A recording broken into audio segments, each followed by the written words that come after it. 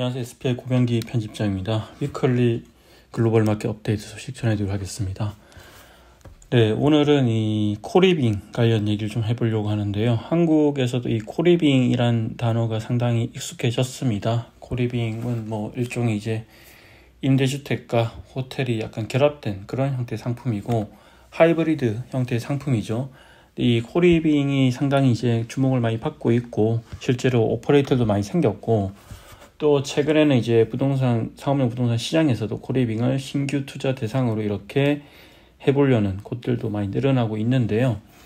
근데 여전히 이 코리빙 같은 경우에는 아직은 좀 증명해야 될 부분들이 많은 그런 어떤 상품이라고 할 수 있습니다. 이를테면 이게 실제로 코리빙을 투자를 하는 곳들 아니면 검토했던 곳들 중에서도 많이 하는 얘기가 결국은 이제 기존의 어떤 섹터 분류에서 이제 정형화된 상품이 아니고 하이브리드된 형태이기 때문에 엑시트 할 때 과연 이 상품을 누가 받아줄 거냐 이런 이슈도 있고 또 아직은 이 코리빙 자체의 어떤 지속 가능성에 대한 얘기도 계속 나오고 있는 것 같습니다.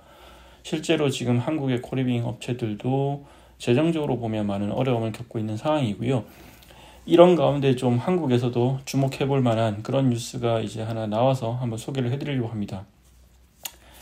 이 북미에서 제일 큰 규모를 자랑하는 코리빙 기업 중에 커먼이라고 있습니다. 커먼이라고 있고 한국에서도 많이 소개가 됐고 SPI에서도 소개를 한 바가 있는데 근데 이제 최근에 이 커먼이 미국 델라웨어 법원에 지난 5월 말에 파산을 신청을 했습니다. 파산 신청한 이유가 인건비와 같은 오버헤드 코스트에 대한 부담과 금리 인상 여파 등으로 지속 가능하지 못하다. 그래서 이제 자산을 매각해서 이제 채권자들한테 상환하겠다 이렇게 발표를 했는데요. 파산 신청서에 따르면 커먼의 자산은 최대 $10,000 그리고 부채는 최대 $5,000,000에 달한다고 합니다.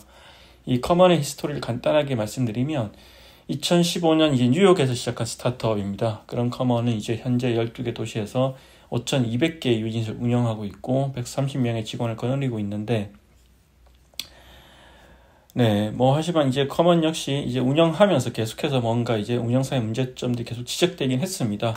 이게 우리가 이제 많이들 얘기하는 게 미국은 한국과 달리 코리빙이라는 새로운 주거 상품 공간이 이제 좀 더 이제 많이 보편화되어 있다 이런 얘기를 많이 하지만 실제 이제 미국 현지 언론 보도를 보면 미국에서도 이 코리빙이라는 새로운 주거 공간이 보편화되기에는 한계가 있다는 지적이 계속 나오고 있고 또 이제 공용 공간의 보안과 유지 보수 등의 문제들도 계속해서 불거지고 있습니다. 또한 이제 최근 이제 갈수록 늘어나는 인건비 부담 그리고 금리 인상 등으로 비즈니스 모델의 지속 가능성에 대한 의구심도 계속 제기되어 왔는데요.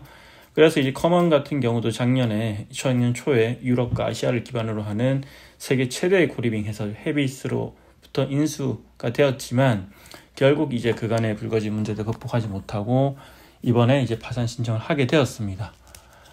여러 가지 이제 시사점이 많은 사례인데요. 이제 한국에서도 이런 코리빙 투자 아까 많이 검토한다 했는데 코리빙뿐만 아니라 임대주택 투자 많이 검토하는데 이런 스테이 주거 상품 같은 경우는 이제 오퍼레이터가 상당히 중요합니다. 그래서 실제로도 이런 오퍼레이터와 같이 이제 연합해서 같이 협력해서 뭔가 사업을 전개하려는 곳들이 있는데 최근에 이제 보면 또 투자자들 그리고 펀드들이 볼 때는 오퍼레이터에는 영속성, 지속 가능성도 상당히 중요하게 보고 그런 측면에서 이 커먼의 파산은 시사하는 바가 적지 않다고 생각합니다.